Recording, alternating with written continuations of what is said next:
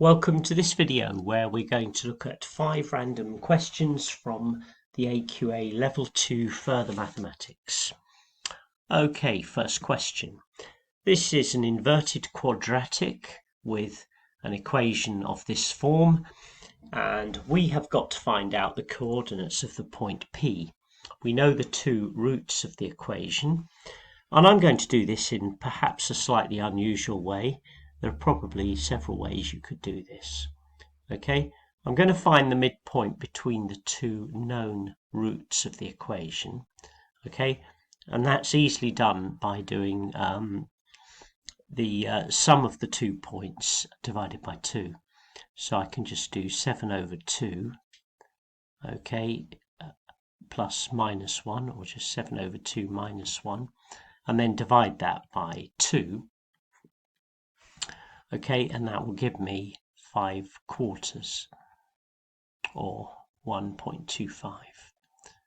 Okay, so that's the point here, 5/4.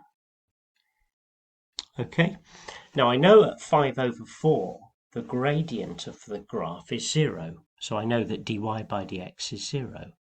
So I can say at x equals 5/4,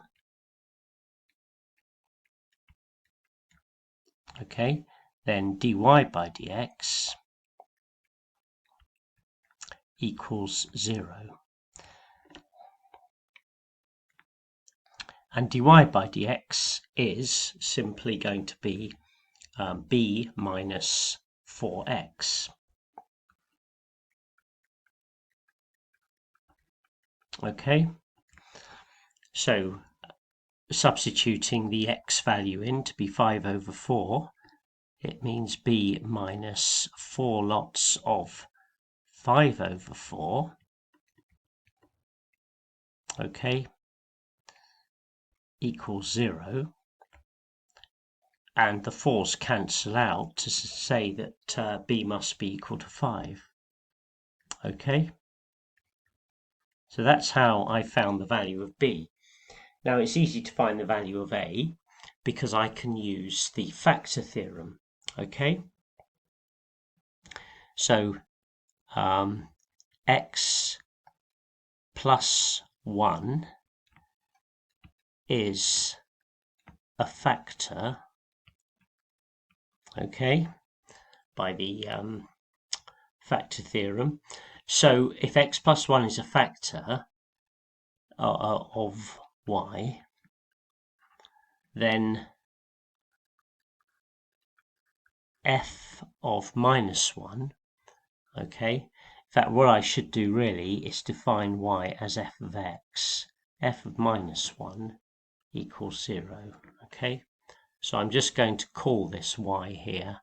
I'm just going to make a statement up here perhaps that y equals f of x, okay, just so I can formally use this notation. All right, so let's just set f of minus 1 equal to 0. So we can now say that a plus 5x, because we now know that b is 5, okay, minus 2x squared equals 0, okay, so a plus 5 times minus 1 minus 2 times minus 1 squared equals 0. Okay, therefore a, that's going to be minus 5 minus 2, so a minus 7 equals 0. So that means that a equals 7. Okay, and because when the graph crosses the y-axis, x is 0. So when x equals 0, okay, y equals a, which is 7, minus b times x, which is b times 0, plus b times 0, minus 2 times 0 squared. Okay, well those last two terms are both 0, so we're just left with y equals 7. Okay, so when x equals 0, y equals 7, so we can say that the point P is the point with coordinates 0, 7. Okay, now there are other ways you could answer that question, but that does it quite neatly. Okay, next question. Algebraic fraction equation to solve. So a common denominator would be x minus 2, x minus 1. So I could rewrite that as 3x minus 1 plus 2x minus 2 equals 5, okay, x minus 2, x minus 1. Okay, now all of those terms are over the same common denominator of x minus 2, x minus 1. Okay, so I've just not written it at all. And we can then multiply out 3x minus 3 plus 2x minus 4 equals 5 lots of, well, if we multiply this bracket out, we've got x squared minus x minus 2x, so that's minus 3x plus 2. Okay, gather like terms, we've got 5x minus 7, okay, and that's equaling 5x squared minus 15x plus 10. Okay, we now bring everything to one side because it's a quadratic, so we have 5x squared minus 20x, okay, minus plus 17 equals 0. Okay, now we have to solve it using the formula because it says here 3 significant figures. That's the clue. Okay, so let's use the formula on that. So we can say that x equals the negative of b, which is 20, plus or minus the square root of that squared. Well, 20 squared minus 20 squared is 400, minus 4 times 5, okay, times 17.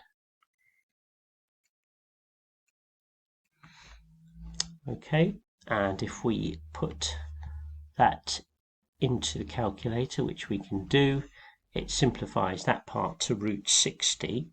So if I can just put the full working in at this stage and then simplify it, so that comes to 10, of course, under there, 2 times 5, and that simplifies to 20 plus or minus root 60 over 10, which is 10 plus or minus root 15, okay, over 5, because the 60 can be factored into 4 times 15, okay, and when I square root that I get 2 times root 15, and then the 2's cancel with the 20, 10 to give me 10 and 5.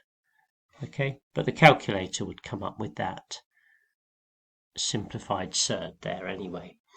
Okay, so we just have to now evaluate those the two possibilities for x, and if you put that onto the calculator you get either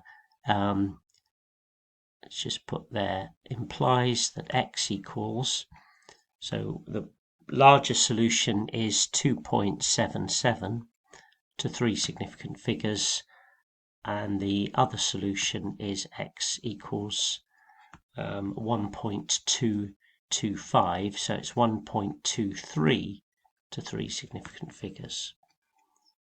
Okay, and that's the question completed. Okay, next question. So this is about matrix, and quite an unusual question. If we applied that matrix to the point P and we get the point Q, is it possible that Q and P could be the same point? And you must show your working. So here we go. We'll take the matrix given, okay, and we'll multiply it by the point A2, as I'm doing now. So there's the matrix, okay, and then next to it we just write as a column the point A2.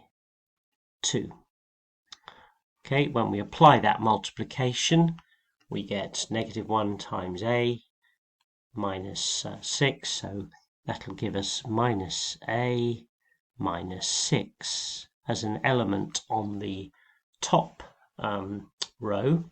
On the bottom row we get 2 times A, 4 times 2, so that's 2A plus 8. Okay, now for P to equal Q, so for P to equal Q, it implies there must be a value of A for which A equals minus A minus 6 and 2A and 2 equals 2A plus 8. Okay, so let's see if there is such a case. Well, in this first one, if I rearrange that equation, so from, if I call that equation 1, okay, and this equation 2 here, then I can say that from equation 1, we can have that 2A equals -6, and therefore A equals -3. Okay, now if that works in equation 2, then we've found there is a possibility of the point P being equal to the point Q. So let's sub in 2.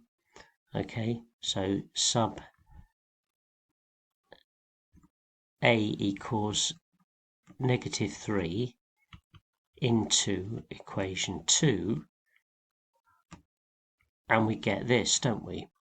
We get 2 times -3, which is -6, plus 8 equals 2.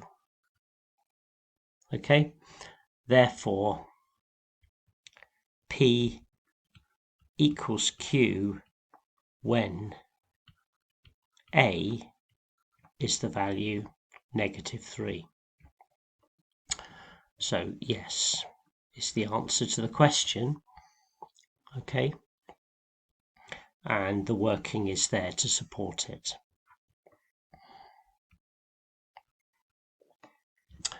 Okay, next question. Okay, so this question is about this acute angle y, and the tan of y is given by that expression in terms of P.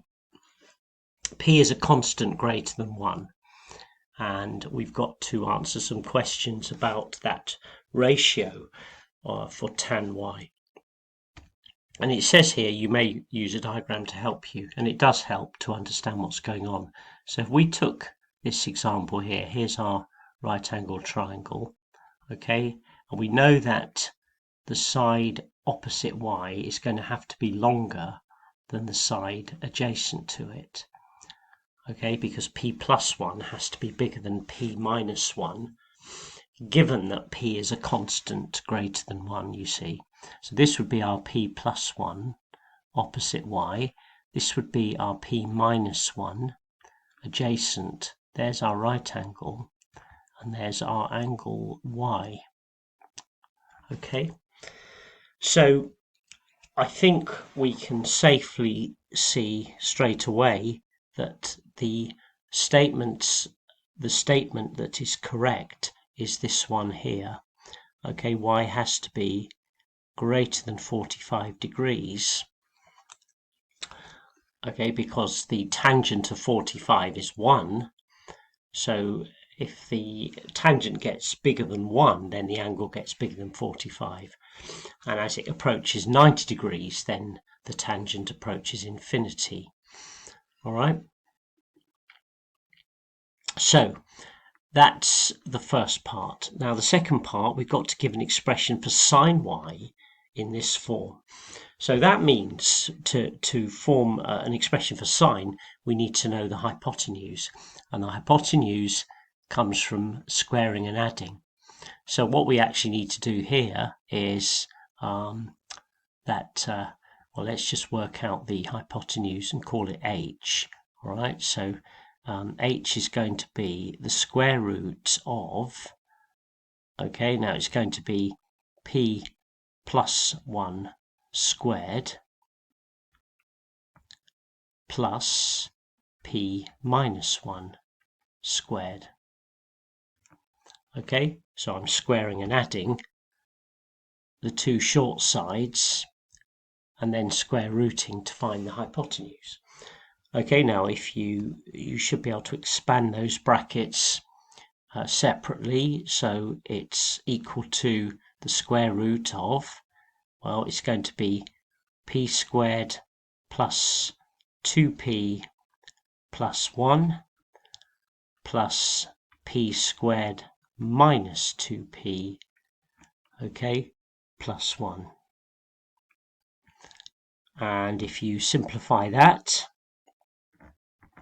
you could put brackets around those two, the first three and the last three terms if you wanted to, but there's no need to because of the plus sign separating them. That simplifies to h equals the square root of 2p squared plus 2. Okay, because the p terms cancel out. And the sine of y is going to be the opposite over the hypotenuse. So the sine of y is simply going to be p plus 1, that's the opposite, over this thing here. Okay, so it requires a little bit of working out first, but once you've done that, you just got to put that together and use the basic definition of what sine and sine of something is. So there it is, and let's just put that line in there like that. Okay, and that's of the form that they required. All right, and if you wanted to state what A, B, C, and D were, well, A is 1, B is 1, C is 2, and D is 2. But that's the answer required. Okay, next question. And this is about a cylinder and a hemisphere that have the same volume, and we've got to work out the value of this ratio x over y. Okay, so all we have to do is, well, we'll start with the cylinder.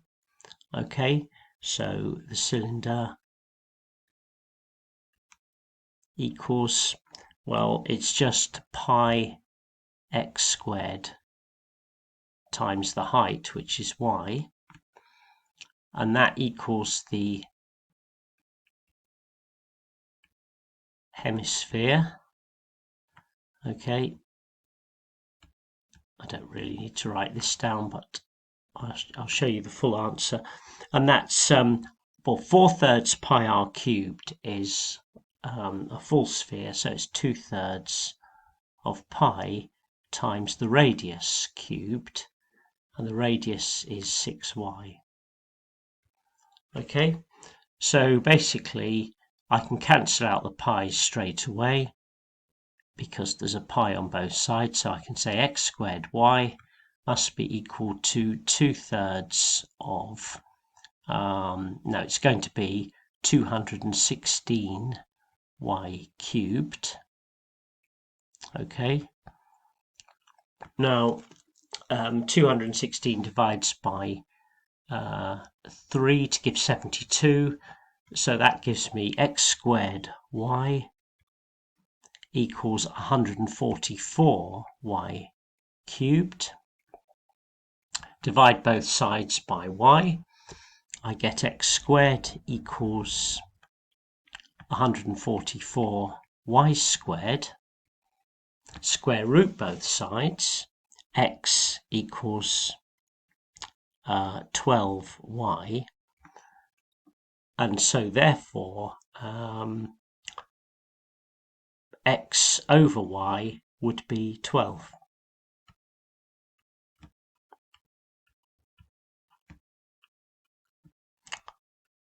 Okay, and that's the answer. And that's the end of the 5 questions.